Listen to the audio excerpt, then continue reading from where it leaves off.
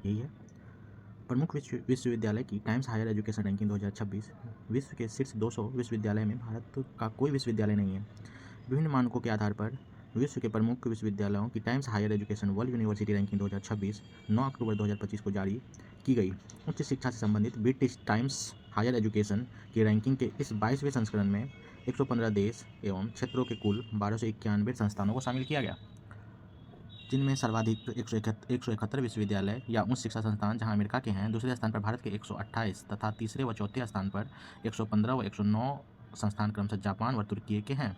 पिछले वर्ष भारत के 107 विश्वविद्यालय या उच्च शिक्षा संस्थान Higher Times Education World University Ranking 2025 में स्थान पा सके, जबकि 2016 में यह संख्या 19 ही थी। टाइम्स हायर एजुकेशन की वर्ष 2026 की वर्ल्ड यूनिवर्सिटी रैंकिंग में शीर्ष 100 विश्वविद्यालय को ही अलग अलग रैंकिंग प्रदान की गई है, जिनके पश्चात विभिन्न विश्वविद्यालय को अलग अलग रैंकिंग देने के स्थान पर 200 से 250, 250 से 300 आदि के समूह में रखा गया है। टाइम्स हायर एजुकेशन की 2026 की वर्ल्ड यूनिवर्सिटी रैंकिंग में शीर्ष 200 विश्वविद्यालय में भारत का कोई भी विश्वविद्यालय नहीं है। भारतीय विश्वविद्यालय में पहला स्थान Indian institute of science IISc Bengaluru को है, जिसकी वैश्विक रैंकिंग 201 से 250 के समूह में है। पिछले वर्ष 2025 की रैंकिंग में इसी बैंड में था। भारतीय विश्वविद्यालय में चेन्नई स्थित Saveetha institute of medical and technology sciences की रैंकिंग इस वर्ष 351 से 400 बैंड में है। मतलब भारतीय विश्वविद्यालय में चेन्नई स्थित Saveetha institute of medical and technology sciences की रैंकिंग इस वर्ष 351 से 400 बैंड में है। पिछले वर्ष इसकी रैंकिंग 401 से 500 बैंड में थी। इस प्रकार टाइम्स हायर एजुकेशन रैंकिंग में यह दूसरा शीर्ष भारतीय विश्वविद्यालय है। इस रैंकिंग में भारतीय विश्वविद्यालयों में आगे के स्थान जामिया मिलिया इस्लामिया नई दिल्ली व Shoolini university of biotechnology and management science Himachal Pradesh है, जिसकी रैंकिंग 401 से 500 के बैंड में है। कौन सा यूनिवर्सिटी? जामिया मिलिया इस्लामिया नई दिल्ली व Shoolini university of biotechnology and management sciences Himachal Pradesh है, जिनकी रैंकिंग 401 से 500 के बैंड में है। इस रैंकिंग में पाँचवां संयुक्त स्थान Indian institute of technology IIT Indore, BHU Banaras Hindu university Varanasi, KIIT Kalinga institute of technology Odisha, lovely professional university LPU Punjab तथा university of petroleum and energy studies UPES Dehradun का है, जिसकी ग्लोबल रैंकिंग 501 से 600 के बैंड में है। अब इसका एक संक्षिप्त विवरण हम आप लोग को बताते हैं कि इसमें बताया गया है कि जो Times Higher Education World University Ranking 2026 आई है, जो कि ब्रिटिश पत्रिका टाइम्स हायर एजुकेशन प्रदान करती है, उसमें शीर्ष 200 में जो है सो कोई भी भारतीय विश्वविद्यालय नहीं है। इसमें टॉप मोस्ट भारतीय विश्वविद्यालय जो है वो है 200 से 250 में जो बैच होती है उसके अंतर्गत वो है Indian institute of science IISc Bengaluru. उसके बाद सेकेंड जो भारतीय विश्वविद्यालय है जो इस रैंकिंग में जिनको रखा गया है उसकी रैंकिंग है 351 से 400 के बीच वो बैंड में आते हैं, जो कि है Savita Institute of medical and technology sciences. उसके बाद थर्ड मस्ट यूनिवर्सिटी आते हैं, थर्ड एंड फोर्थ, वो है मिलिया इस्लामिया न्यू दिल्ली व Shoolini university of technology and science management science Himachal Pradesh. उसके बाद फिफ्थ रैंक पे आते हैं BHU एंड IIT इंदौर। उसके बाद आते हैं KIIT। उसके बाद आते हैं LPU लवली प्रोफेशनल यूनिवर्सिटी। उसके बाद आते हैं university of petroleum and energy studies Dehradun. ये सारी यूनिवर्सिटी जो है सो टॉप 600 में जो है आते हैं। और इसमें एक और फैक्ट बनता है कि 2026 के Times Higher Education and World University Ranking जो आई है, इसमें भारत के कितने संस्थानों ने मतलब उनको कितने संस्थानों को रखा गया है। तो इस बार भारत के सर्वाधिक 128 संस्थान रखे गए और भारत से अधिक 171 विश्वविद्यालय जो है वो USA के हैं। मतलब सबसे अधिक विश्वविद्यालय USA के 171 रखे गए हैं। उसके बाद भारत के 128 और थर्ड स्थान पे हैं 115 विश्वविद्यालय के साथ जापान, और तुर्की 109 विश्वविद्यालय के साथ फोर्थ रैंक पे हैं, कि मतलब सर्वाधिक विश्वविद्यालय को ये मतलब रैंकिंग दिया गया है। उसके बाद हम आते हैं सेकेंड टॉपिक पे, संघ लोक सेवा आयोग स्थापना का शताब्दी वर्ष प्रारंभ। 1 अक्टूबर 1926 को स्थापित संघ लोक सेवा आयोग UPSC union public service commission ने अपना स्थापना के 100वें वर्ष में प्रवेश 1 अक्टूबर 2025 को किया है। स्थापना के शताब्दी के उपलक्ष्य में वर्षभर कार्यक्रमों व गतिविधियों की श्रृंखला आयोजित करने का निर्णय आयोग ने किया है, जो कि 1 अक्टूबर 2026 तक चलेगी। मतलब 1 अक्टूबर 2025 से लेकर 1 अक्टूबर 2026 तक चलेगी। शताब्दी वर्ष की शुरुआत के अवसर पर नई दिल्ली में आयोजित एक कार्यक्रम में राष्ट्र निर्माण में इनकी भूमिका के लिए एक दूरदर्शी दृष्टिकोण आयोग के चेयरमैन डॉक्टर अजय कुमार ने प्रस्तुत किया है। शताब्दी वर्ष के संस्थागत सुधारों को गति प्रदान करने का एक अवसर बताते हुए उन्होंने इस बात पर भी बल दिया कि संघ लोक सेवा आयोग राज्य लोक सेवा आयोग के साथ मिलकर काम करेगा, सर्वोत्तम प्रथाओं को साझा करेगा तथा अपनी चयन प्रक्रिया को अधिक समावेशी और उत्तरदायी बनाने के लिए प्रतिक्रिया व्यवस्था को मजबूत करेगा।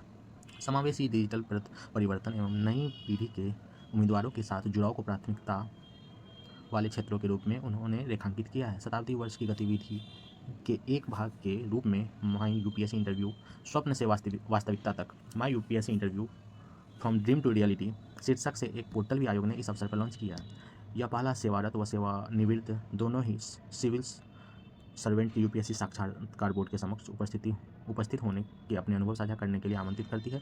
इस पहल के तहत चयनित प्रविष्टियों का संकलन शताब्दी वर्ष के दौरान 2026 में प्रकाशित किया जाएगा। शताब्दी वर्ष के शुभारंभ के अवसर पर आयोजित इस कार्यक्रम में यूपीएससी के नए प्रतीक लोगों के साथ साथ एक शताब्दी प्रतीक का अनावरण भी किया जाएगा।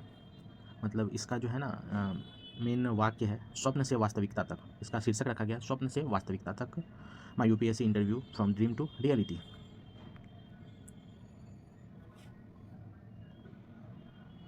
या 26 में शीर्ष 800 में शामिल भारतीय विश्वविद्यालय: Indian institute of IISc Bengaluru 201 से 250, Saveetha Institute of medical and technology Sciences Chennai 351 से 400, जामिया मिलिया व सुलिनी यूनिवर्सिटी हिमाचल प्रदेश 401 से 500 में, IIT Indore, BHU, KIIT university, lovely professional university, university of petroleum and energy studies Dehradun 501 से 600, Aligarh Muslim university, MET university Noida, Bharathiar university Coimbatore, central university Punjab Bathinda, Chitkara university Chandigarh, graphic era university Dehradun, IIT Patna, IIT Hyderabad, Malaviya national institute of technology Jaipur, Manipal academy of higher education, NIT Rourkela, Punjab university Chandigarh, Sharda university Greater Noida, Symbiosis international university Pune, Thapa institute of Engineering Technology Patiala, Delhi University, VIT University Vellore.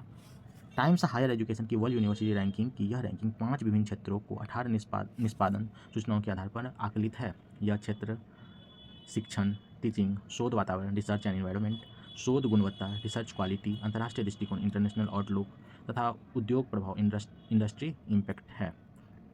Times Higher Education की 2026 की विश्व university ranking में विश्व के शीर्ष विश्वविद्यालय वर्ष 2026 के लिए इस रैंकिंग में सबसे ऊपर यूनिवर्सिटी ऑफ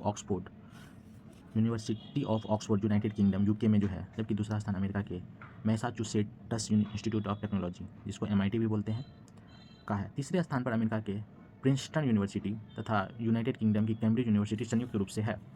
टॉप 10 यूनिवर्सिटी की लिस्ट इस प्रकार है: Oxford university UK first rank, second university है Massachusetts institute of technology USA, third rank पे है और थर्ड रैंक पे है प्रिंसटन विश्वविद्यालय USA, थर्ड रैंक पे ही है कैम्ब्रिज विश्वविद्यालय UK।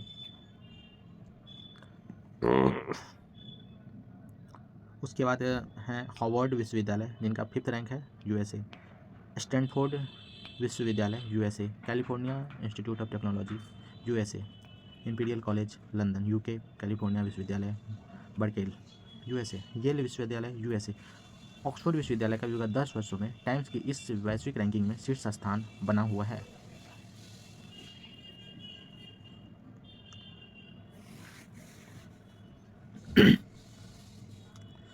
अब हम लोग आते हैं थर्ड मस्ट टॉपिक पे, सिविल सेवा प्रारंभिक परीक्षा की प्रोविजनल आंसर की परीक्षा के बाद ही जारी करने का यूपीएससी का निर्णय। सिविल सेवा परीक्षा के संबंध में अपनी एक नीति में परिवर्तन करते हुए संघ लोक सेवा आयोग यूपीएससी ने यह निर्णय किया है कि सिविल सेवा प्रारंभिक परीक्षा की अंतरिम उत्तर कुंजी प्रोविजनल आंसर की परीक्षा के तुरंत बाद ही जारी कर दिया जाएगा। इससे गलत उत्तरों की अभ्यर्थी चुनौती दे सकेंगे, साथ ही अपने गलतियों को समय से समझने का अवसर उन्हें प्राप्त हो सकेगा। अभी तक परीक्षा का फाइनल रिजल्ट घोषित होने के बाद ही प्रीलिम्स के आंसर की को आयोग सार्वजनिक करता था, जिससे जिन अभ्यर्थियों को प्रीलिम्स में चयन नहीं होता था उन्हें अपने नंबरों की जानकारी बहुत देर से मिलती थी, किंतु आयोग प्रीलिम्स परीक्षा के तुरंत बाद ही प्रोविजनल आंसर की जारी करने को तैयार हो गया है। हालांकि फाइनल आंसर की परीक्षा का परिणाम घोषित होने के बाद ही जारी होगा। परीक्षा में शामिल हुए अभ्यर्थी प्रोविजनल आंसर की में दर्शाए गए उत्तरों पर आपत्ति दर्ज करा सकेंगे, किंतु प्रत्येक आपत्ति के साथ साथ कम से कम 3 आधिकारिक प्रमाणित स्रोत इन्हें प्रस्तुत करने होंगे। इसके बिना आपत्ति पर विचार आयोग द्वारा नहीं किया जाएगा। प्रमाणित स्रोत के साथ प्राप्त आपत्तियों पर आयोग की विषय विशेषज्ञों की टीम विचार करेगी। सभी आपत्तियों पर विचार के पश्चात फाइनल आंसर की आयोग द्वारा फाइनल रिजल्ट आने के पश्चात ही जारी की जाएगी। सिविल सेवा प्रारंभिक परीक्षा की प्रोविजनल आंसर की परीक्षा के बाद ही जारी करने का उपयुक्त निर्णय यूपीएससी ने इस मामले में सर्वोच्च न्यायालय में लंबित एक रीट याचिका पर विचार करते हुए दिया है। याचिका में मांग की गई है कि यूपीएससी सिविल सर्विसेज प्रीलिम्स परीक्षा की आंसर की फाइनल रिजल्ट के बाद जारी करने की प्रथा खत्म की जाए और उसे प्रीलिम्स एग्जाम के तुरंत बाद ही जारी किया जाए। ज्ञातव्य हो कि सिविल सेवा अभ्यर्थी वर्षों से यह शिकायत करते आ रहे हैं कि उनके पास प्रारंभिक परीक्षा में हुई गलतियों को चुनौती देने का कोई तरीका नहीं है। प्रति वर्ष 5 लाख से ज़्यादा उम्मीदवार प्रारंभिक परीक्षा में शामिल होते हैं और केवल 12 से 15 हज़ार के करीब संबंधित वर्ष में कुल वैकेंसी के अनुपात में निर्धारित मुख्य परीक्षा के लिए आहर्त प्राप्त कर पाते हैं। यूपीएससी के इस नीतिगत बदलाव से अभ्यर्थी प्रारंभिक परीक्षा के तुरंत बाद संभवतः यह भी जान सकेंगे कि वह चयन प्रक्रिया में आगे बढ़ पाएंगे या नहीं। तो इसका कंक्लूजन ये है कि पहले जो है सो प्रीलिम्स के बाद आंसर की जारी नहीं होता था। पहले यूपीएससी की परीक्षा में फाइनल रिजल्ट आ जाने के बाद आंसर की जारी किया जाता था प्रीलिम्स का, लेकिन अब आयोग ने कुछ बदलाव किए हैं जिसमें प्रीलिम्स के बाद जो है सो आंसर की जारी किया जाएगा और अभ्यर्थी को मौका दिया जाएगा कि अगर आपको किसी प्रश्न में संशय है तो आप उसके लिए अपनी शिकायत दर्ज करवा सकते हैं। लेकिन इसमें कुछ आयोग ने कुछ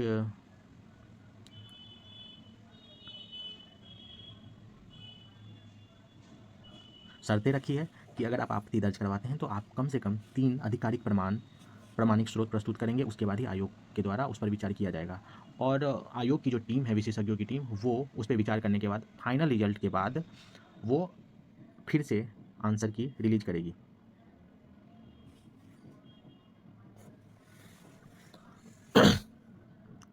चलिए अब हम लोग आते हैं फोर्थ मोस्ट इंपोर्टेंट टॉपिक, पनडुब्बी रोधी युद्धतोप अंद्रोथ नौसेना में शामिल।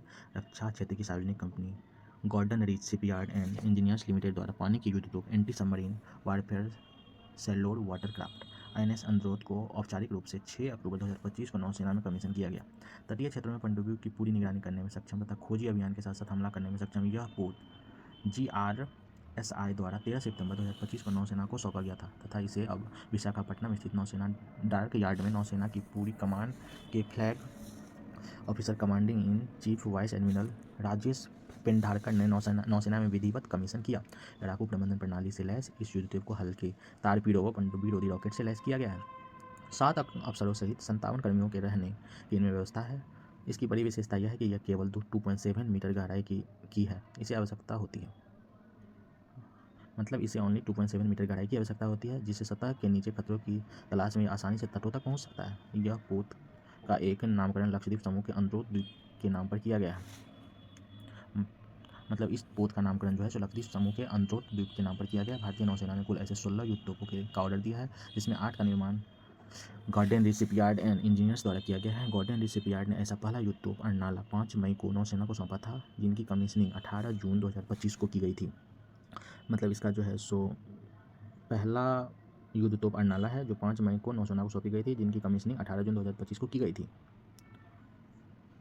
फिफ्थ टॉपिक पे अदम्य श्रेणी का दूसरा गश्ती पोत ICGS अक्षर तटरक्षक बल में शामिल।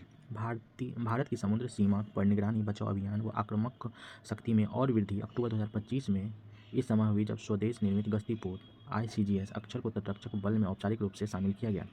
60% से अधिक स्वदेशी सामग्री वाले गश्ती पोत ICGS अक्षर का निर्माण गोवा शिपयार्ड में किया गया।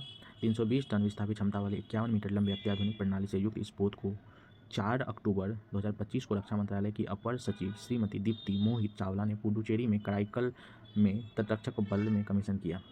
अदम्य श्रेणी के तीव्र गश्ती पोत में यह दूसरा पोत कराईकल में ही तैनात रहेगा। रक्षा मंत्रालय की विज्ञप्ति के अनुसार ICGS अक्षर मेक इन इंडिया पहल के तहत भारत की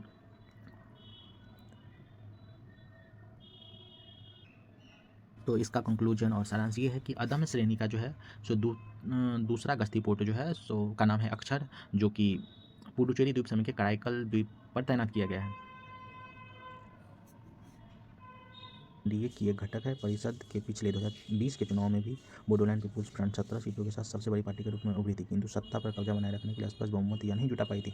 प्रमोद बोरो के नेतृत्व वाली UPPL, जिसे 12 तथा भाजपा, जिसे 9 सीटों पर विजय 2020 में चुनाव में प्राप्त हुई थी, ने एक अन्य सीट वाली गाना सुरक्षा पार्टी के साथ गठबंधन कर परिषद पर कब्जा किया था तथा UPPL के प्रमोद बोरो परिषद के मुख्य कार्यकारी सदस्य बनाए गए थे। कांग्रेस को केवल एक सीट पर विजय 2024-20 के चुनाव में प्राप्त हुई थी। कांग्रेस का एकमात्र सदस्य भी बाद में भाजपा में शामिल हो गया था। कांग्रेस को ताज़ा 2025 के चुनाव में एक भी सीट प्राप्त नहीं हुई। ताज़ा चुनाव के पश्चात बोडोलैंड पीपुल्स पार्टी के नेता हग्रामा मोहिलड़ी, जो पूर्व वर्षों में बोडो के लिबरेशन टाइगर्स नामक उग्रवादी संगठन के प्रमुख रहे थे, एक बार पुनः मुख्य कार्यकारी सदस्य 5 अक्टूबर 2025 को निर्वाचित हुए हैं। इससे पूर्व 2005 से 2020 तक इस पद पर रहे थे। उल्लेखनीय है कि असम के 5 जिलों वाली 46 सदस्यीय बोडोलैंड टेरिटोरियल काउंसिल की 40 सीटें चुनाव द्वारा भरी जाती है, जबकि 6 सदस्यों का मनोनयन राज्यपाल द्वारा किया जाता है।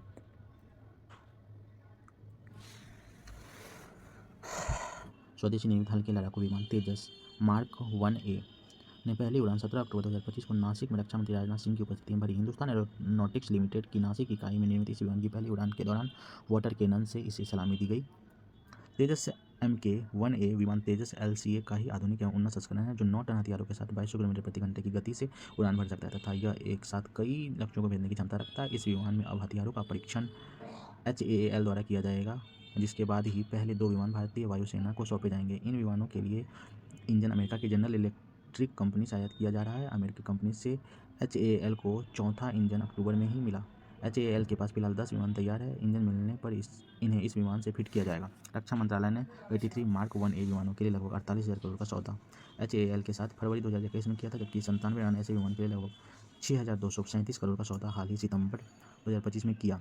अमेरिकी कंपनी से इंजन मिलने में हुई देरी की वजह से इनकी आपूर्ति देरी हुई है। HAL ने 2032 से 33 तक यह सभी 180 विमान बना लेने का लक्ष्य रखा है। विमान उत्पादन में तेजी लाने के लिए रक्षा मंत्री राजनाथ सिंह ने HAL के नासिक इकाई में मार्क 1A विमान की तीसरी उत्पादन लाइन का तथा हिंदुस्तान टर्बो ट्रेनर STT-40 विमानों की दूसरी उत्पादन लाइन का उद्घाटन भी 17 अक्टूबर को किया। संख्या ही नहीं, इनकी लड़ाकू तथा रक्षा क्षमता, लॉजिस्टिक सपोर्ट, ट्रेनिंग व तकनीकी आधुनिकता की भी भूमिका होती है। वायुसेनाओं के लिए WDMMA के 2025 के आकलन के अमेरिकी वायुसेना की TRU-VAL रेटिंग जहां सर्वाधिक 242.9 बताई गई है, वही रूस के लिए 114.2 तथा तीसरे स्थान पर भारतीय वायुसेना के लिए 69.4, चीन के लिए 63.8 बताई गई है। इसके पश्चात क्रम से Japan 58.1, Israel 56.3, France 55.3, UK 55.3। WDMMA की सेनाओं के सभी रूपों की ताकत के आधार पर ओवरऑल रैंकिंग 2025 के आधार पर संयुक्त राज्य अमेरिका वायुसेना प्रथम, USA नेवी द्वितीय, रूसी वायुसेना तृतीय, USA आर्मी चौथा, USA मरीन पाँचवां, भारतीय वायुसेना छठा के स्थान है। ओवरऑल 18वें स्थान पर पाकिस्तानी वायुसेना के लिए TVR 46.3 आकलित है।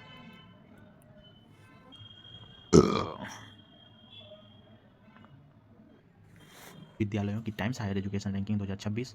विश्व के शीर्ष 200 विश्वविद्यालयों में भारत का कोई विश्वविद्यालय नहीं है। ये फर्स्ट टॉपिक था। उसके बाद संघ लोक सेवा आयोग स्थापना का शताब्दी वर्ष प्रारंभ, ये हम लोग का सेकंड टॉपिक था। उसके बाद सिविल सेवा प्रारंभिक परीक्षा की प्रोविजनल आंसर की परीक्षा के बाद ही जारी करने का UPSC का निर्णय, ये हम लोग का थर्ड मोस्ट टॉपिक था। फोर्थ टॉपिक हम लोग का था पनडुब्बी विरोधी युद्ध तोप अंत्रोत नौसेना में शामिल। फिफ्थ मोस्ट टॉपिक था अदम्य श्रेणी का दूसरी गश्ती पोत ICGS अक्षर तटरक्षक बल में शामिल। फिर सिक्स्थ मोस्ट टॉपिक था हम लोग का बोडोलैंड टेरिटोरियल काउंसिल में बोडोलैंड पीपुल्स फ्रंट की वापसी।